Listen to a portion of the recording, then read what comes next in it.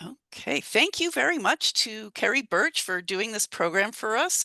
It was originally part of a symposium that we held in the fall, and she was unable to do the presentation there, but agreed to come back and do it via Zoom. So thank you very much, Kerrie. Kerrie is currently the director of WSWHE BOCES.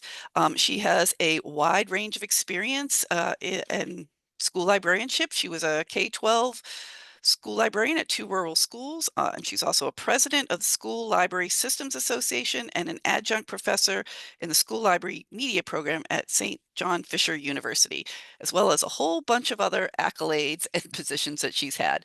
So without further ado, I'm going to turn it over to her to get going. Great. Thank you so much, Susan, and thank you for having me today back to present. I do apologize for not being able to be at the fall event, but very happy that I can present what I was going to present then today. So thank you so much for that. Um, I I am going to introduce myself a little bit in just a second. I'm going to get the screen share started. In terms of if you have questions or anything, feel free to put them in the chat and I will go through and I'll answer them as we're going along. Given the size of our group today, we may do a couple of breakout rooms. So as you go to the breakout room, be careful that you're not leaving the meeting. That can be easy to do. I have done it myself multiple times inadvertently. So just kind of, be careful when you're pressing buttons to get yourself to the correct place. So let me get started here. I'm going to share my screen. There we go. Everybody should be able to see that. Let me just get my screen everywhere it needs to be so we can see everything we need to see. All right. So welcome. I am the School Library System Director at the WSWHE BOCES, and I've been here almost 4 years. It'll be 4 years in June. And before that, I was at Questar 3 BOCES as the School Library System Arts and Ed and Odyssey of the Mind Director. I did also have a brief stint with Model Schools there, but very happy to be up north closer to home and not having to do that big travel like I used to. So today, the first thing that I really would like us to do is I want to take the temperature of the room. What are your feelings around the use of AI in your library program? What do is this something where you're very comfortable and you're using it and it's going really well? Or is it something where you're a little more conservative and you're not quite sure? There are no wrong answers, but what I'd like you to do is either join via the web at that address that you see on the screen.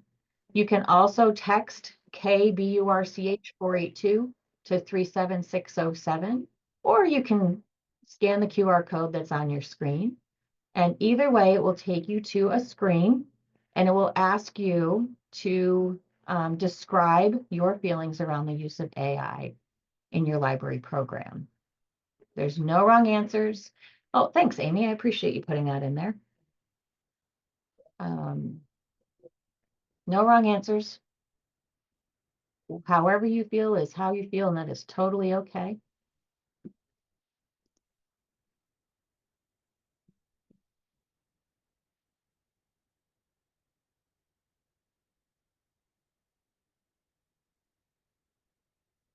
We'll just leave this screen up for a minute because I know we had a couple of people who just joined us. And if you did, you're going to either go to the address on the screen, scan the QR code, or send a text and tell us your feelings around the use of AI in your library program.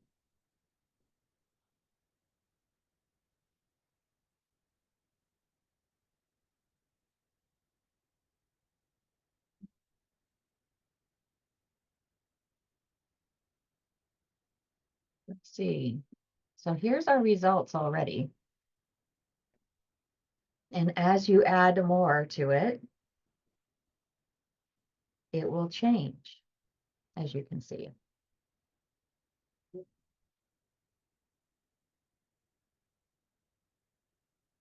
And so some of the things we're seeing that are largest means it was put in there the most number of times, are exciting, learning.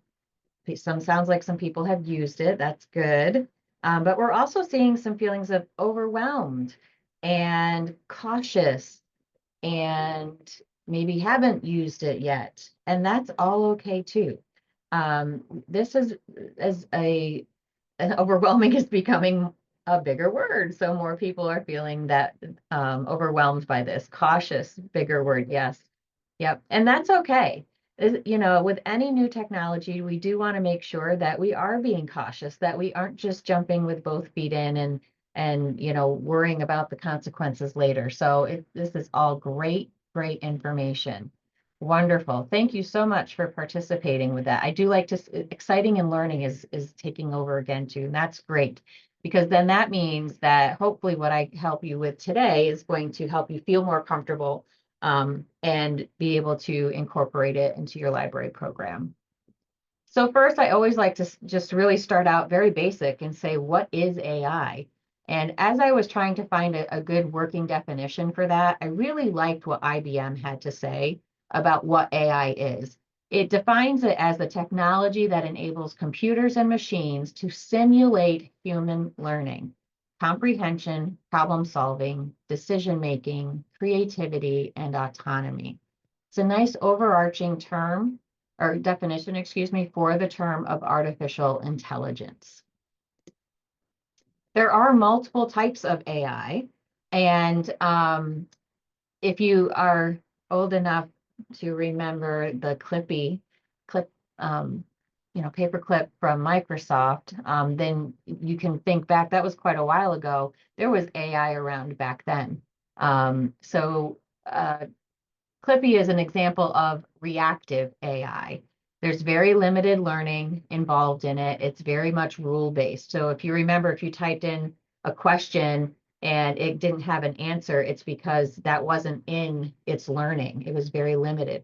You asked how to print, it could tell you how to print. But if you asked, you know, if this was correct grammar, maybe that didn't work out too well. It cannot predict future outcomes either. So chatbots, even modern day chatbots are a good example of that in your automatic vacuum. It can go where it's supposed to, but it can't do much else besides that.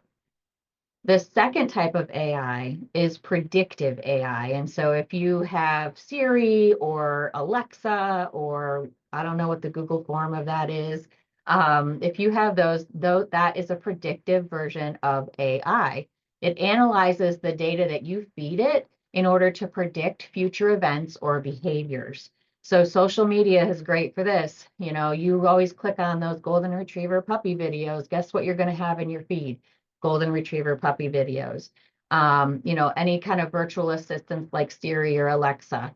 Your streaming recommendations, you know, if you have Netflix and you're watching all kinds of romantic comedies, that's what it's going to keep feeding you because that's what it uses that data that you're giving it to give you more of what you're giving it.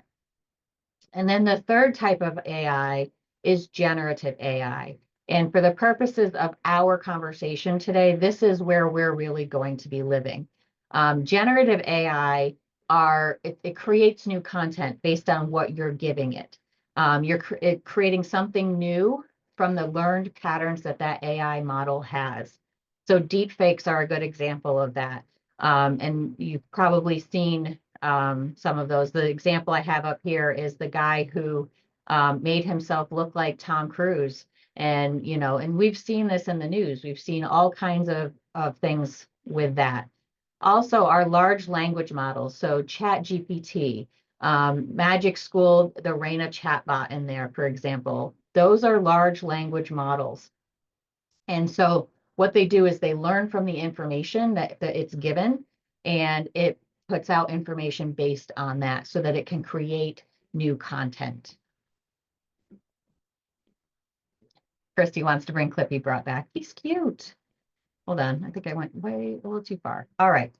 So the first thing that I would like to do is I'm going to stop sharing my screen for just a second. And I'm going to end up putting you into a small breakout room. And what I'd like for you to do when you get into that room is just have a conversation with the other people who are in there. Introduce yourself super fast. You're only going to have about 5 minutes total, so you've got to be real quick. But I want you to talk a little bit about some of the challenges and opportunities you see for using AI as an educator. And I know we have some people who are not necessarily in, the K-12 school. You're an educator no matter what kind of library you are in, because you are helping people to learn new things. And so I want you to talk about challenges and opportunities. You'll get about 5 minutes, and we will come back together and we will share out, what some of the things that you talked about. And thanks again, Susan, for reminding us that the breakout will not be recorded. And so no worries on that. Okay. All right. So let's get our breakout room. I know it's not a long time, but I know it's not a long time, but hopefully you had a moment to talk about some of the challenges and opportunities for educators. Do I have anyone who wants to share out what you discussed?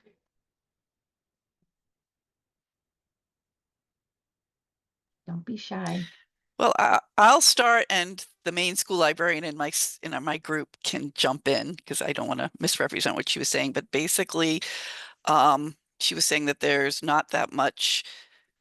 She hasn't seen any studies on how this affects learning. And the quote that I wrote down is, "You can't outsource the process of learning." And she feels like it's giving students a false sense of skill and accomplishment. And when you take those tools away, they can't read and write when they don't have those crutches there. And if Okay. I've misrepresented, jump in. No, Susan, thank you. It's me, Liz Askler. I am a librarian at Kemmer West High School, which is a first ring suburb outside of Buffalo, New York. I apologize that I don't have my camera on, but it's a wee bit of a problem. I'm just thankful that you guys can hear me. Can you hear me Yes, we as I can. prattle You're on? fine. Yep. So I have spoken at both these panels and I've done a lot of research on this. And again, I'm no expert, but I've not been able to find a study that shows that this moves the dial and on student achievement in a positive way. What I found is the Wharton Business School and MIT have done some studies, and what they're finding is when students use this, right? Like you can in school AI, you can create a chat bot that kids can use as a writing, brainstorming, all things, and you take that away on assessment, they perform worse than kids that did not use AI, because they're outsourcing the process of learning, right? Outsourcing the process of their human agency to a chatbot, acquiescing their creativity, their thoughts, their brainstorming. And it's problematic, right? It's problematic. I think it has great potential for experts, right? For us to use on the back end of things, for us to be able to synthesize, information. God, it'd be great if I never had a catalog again. I know that's like some people just threw up a little bit, but it's not my bag. But for experts to use this, I think has great potential. But for us to outsource any type of process of learning or even understanding, right? My district is also pushing kind of using some of these products for grading. Well, if you don't read your kids' papers and you don't understand your students' voices, right, or where they're at, are you really fully teaching anymore? So I, Yeah. I think, Hold that thought, Liz, because we're sure, actually going to I'll discuss stop. that a little Sorry. bit later. Oh, no, it's okay. But no, great points. Absolutely. Mike, go ahead. So some of what Liz, even though I'm not a K through 12 educator, some of what Liz said resonates with me as well. I've been starting to use Microsoft Copilot in some of my coding work. I'm my library's tech person, and it's really easy to create code that I don't fully understand. And not only does that have security implications, but it also means I have to go and follow up behind it, well, one, check it, and two, also make sure I understand how it works. So I am learning and not outsourcing my own thinking. So even for experts, the tendency to outsource to critical thinking is definitely there. Great, great. We'll take one more. Anybody else want to share?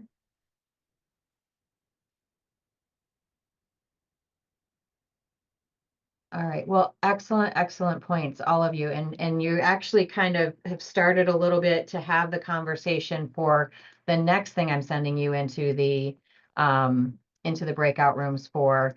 And that's basically talking about the challenges and opportunities for our students. So your conversation before was really about educators and what are some things that, ways that this is good and bad for educators. And Liz brought up really good points about, making sure that we have a balance and that students aren't relying too much on the creativity of AI because it's not helping their own and they're doing worse on tests. And so that educator side of things, you've had that conversation. So now I'm going to put you back in different breakout rooms this time. I'm going to shake you up a little bit.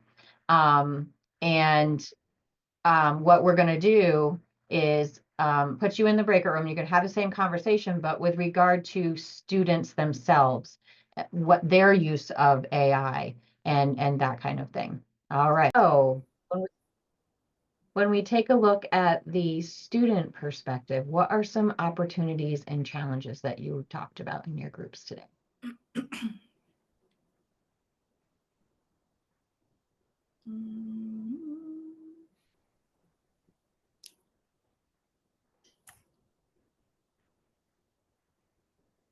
Anybody?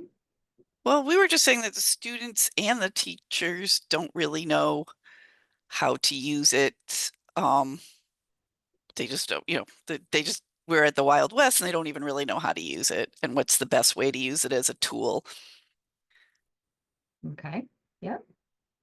We talked about how if it's used the right way, with all of the precautions needed in place, that it can really level the playing field for some kids. Yep. Absolutely. I think of our special education students, those who need extra assistance. Yep. Mhm. What else did you talk about? Challenges and opportunities for students.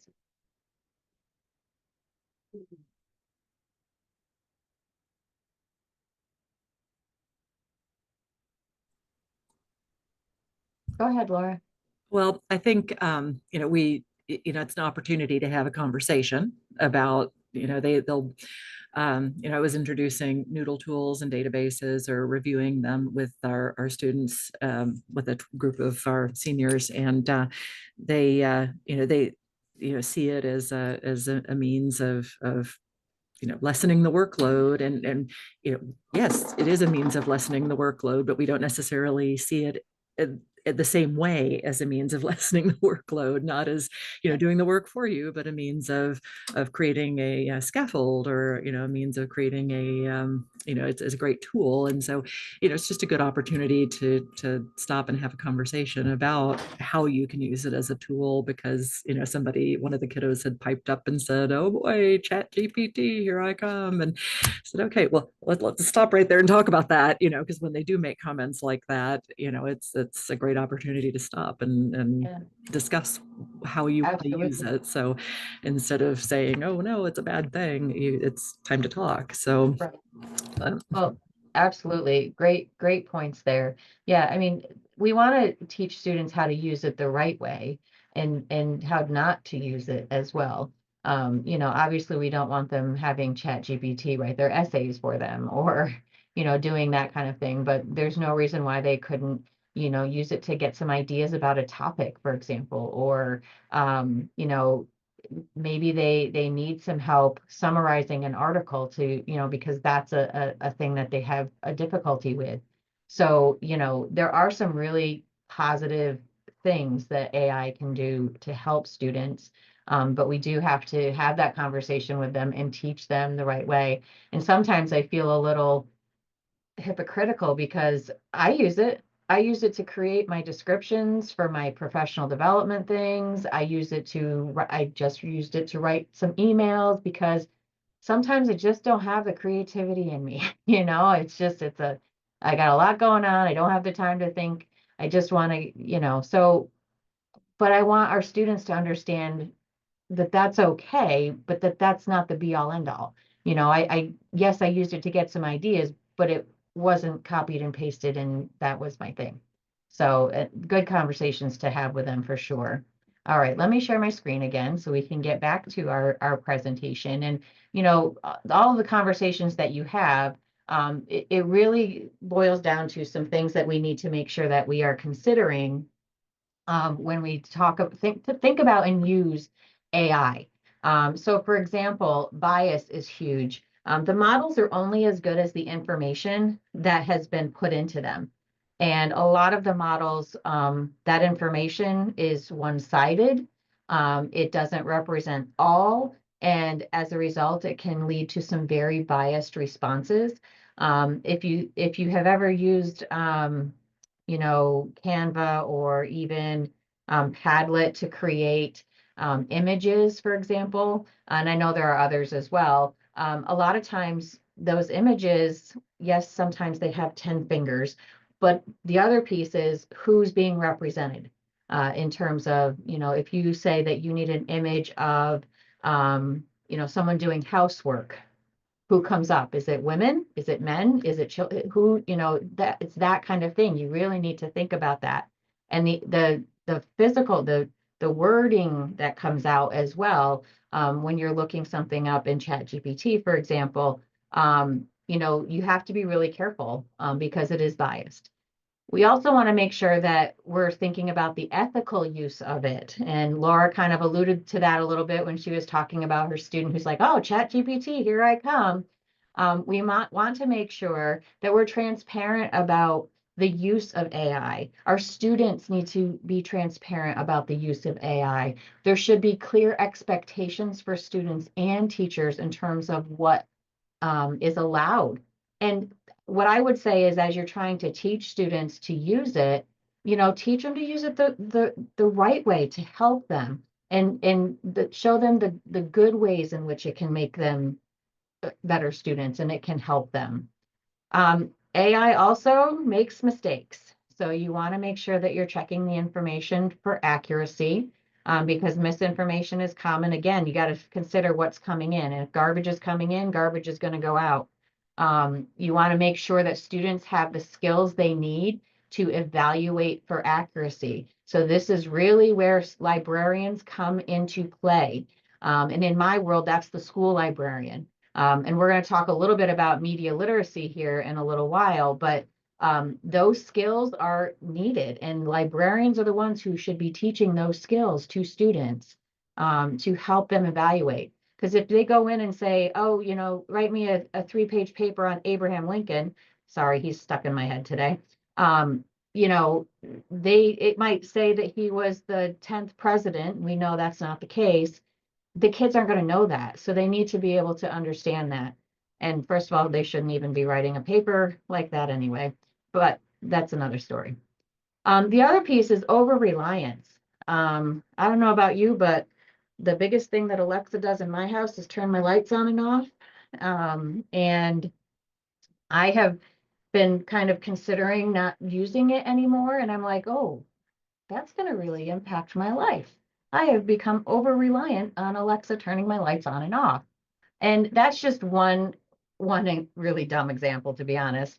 But if we are over-reliant on AI, there's going to be a loss of human skills, skills that are really super important for all humans to have and to keep.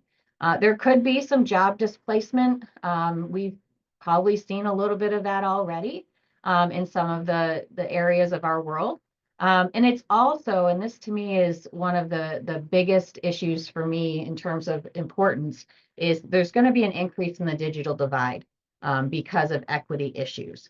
In this particular case, the haves, they will be able to use AI and reap the benefits of it. The have-nots will not. They may not have access to certain things. And so as a result, we do have to really consider these 4 issues: the bias, ethical use, accuracy, and over-reliance, as we start to use AI and have our students use AI in the classroom.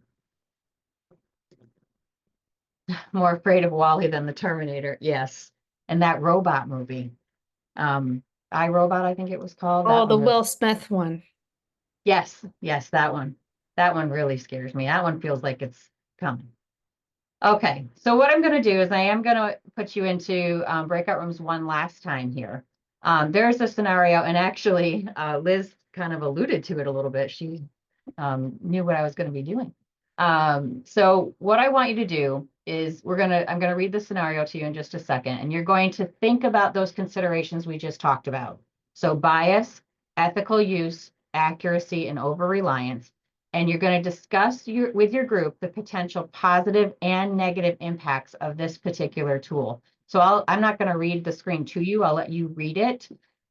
yourself while I put in the chat the prompt that you're going to be talking about, so you have it.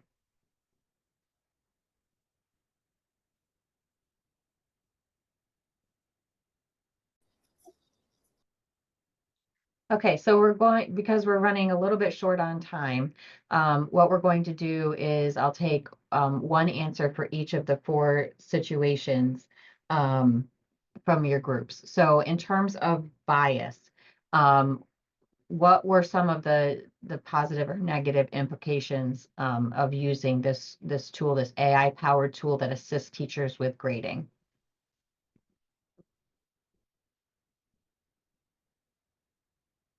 We're small enough, it's okay to just unmute.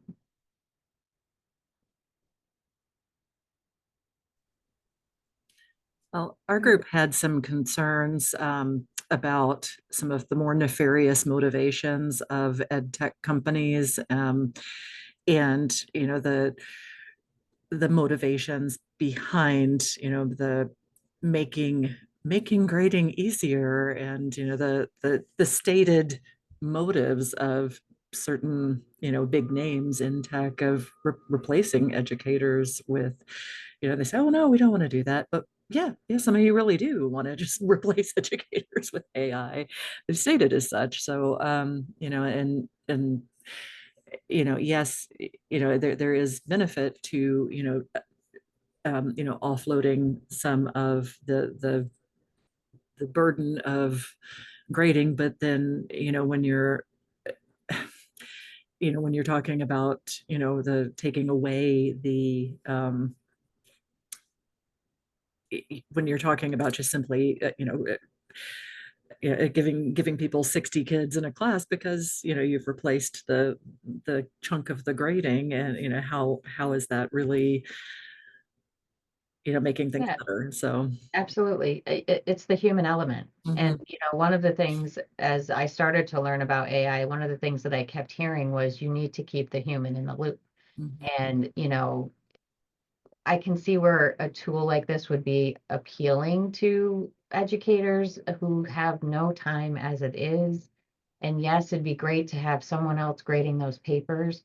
But at the same time, whether it's grading papers or creating a lesson plan, if you're using AI, it's not perfect. You have to check it. You have to make sure that it is doing what it should be.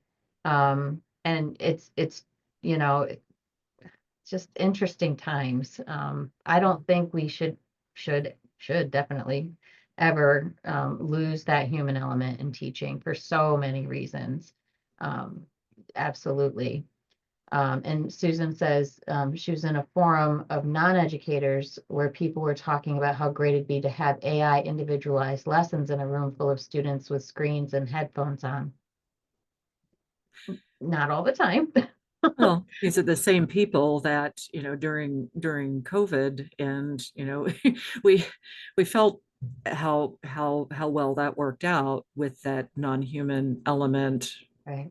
The people that are thinking it's such a great idea were screaming the loudest about what that felt like when you Right. were behind a screen.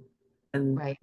And despite the word the letters AI, I don't think that's a new idea. I used to follow a blog called Hack Education, and I have this vague knowledge of like the author 10 or 15 years ago said like back in like the 50s and 60s, people had that same idea that you would each learn on your own computer screen, and it'd be like positive reinforcement and a whole bunch of stuff I don't actually know about, but which is kind of ironic considering what we're talking about. Like everything old is new again. Yep. And that's, in the education world, especially, that pendulum swings. It swings one way and then it'll swing the other way. And it just is constant in terms of, how to teach certain things, what to do, what not to do. Yeah, absolutely. And one of the things you said in there, Susan, about having AI individualized lessons, that little nugget right there, AI is or can be good at that part, but you still need that human to put eyes on it and to make it happen. Like that's one of the things that as a librarian I always struggled with in the classroom was differentiating for every student in the classroom, and that's our responsibility. We need to do that. So for me, using AI to help me with that, I think would be great, but not in a room full of students on screens and headphones. Yow. No, thank you. So let's turn the conversation to a little bit of fun now. Let's see if y'all can guess which one of these images are real. And if you have seen this before, don't put your answer in. This one might have, some of you might have seen this one before. So what I'd like for you to do is when you think you know which one is the real image, put it in the chat. Make sure you add why you think that one is the real image.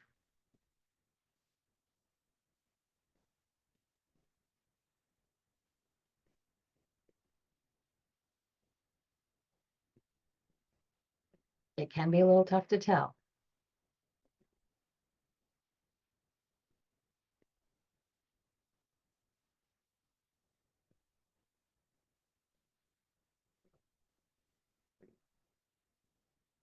Okay, so maybe y'all have seen the image and you know.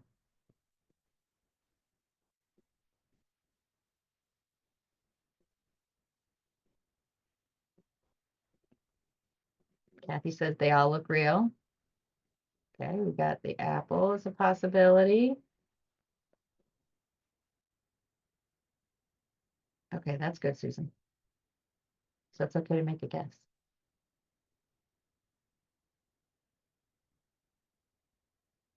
Okay, you ready to find out? Oops. All right, so let's see how you did. The strawberry, it's not the strawberry. I don't think anyone guessed that, but it's not the strawberry. It's kind of a little sitting a little funny on that countertop. And that right there is the dead giveaway on that one. It was not the apple, because if you look in the background, this looks like it's supposed to be some kind of oven or microwave or something. It's got this really huge dial on it. And also, this is kind of an odd countertop. I don't know of any that have these little Zen ripples in them. So there's that. It's not the orange. This one was a little tough too, because you have this right here. I'm not exactly even sure what that's supposed to be other than maybe an oven, but it's hard to tell.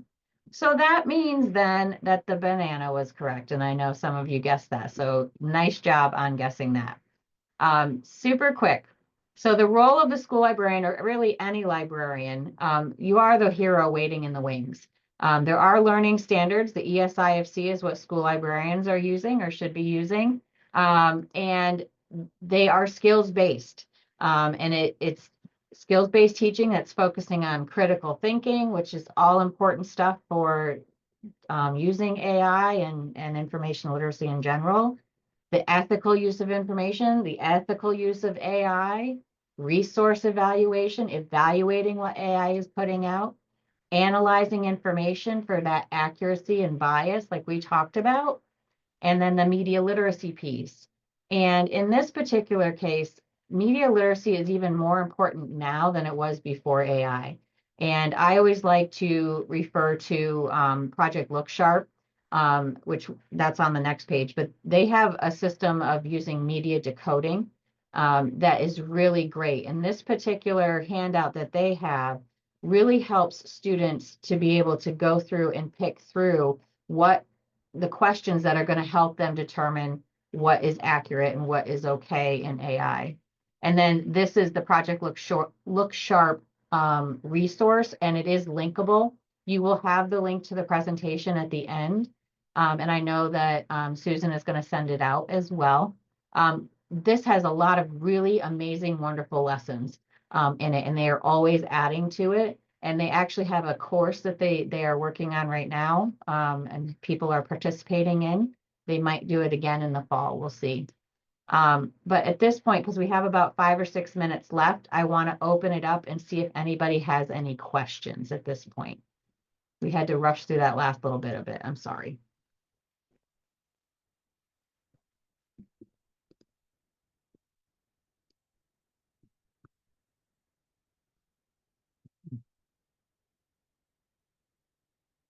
Okay, so what I'm gonna do is I'm gonna put into the chat the link to, that should take you right to the folder that has the presentation in it.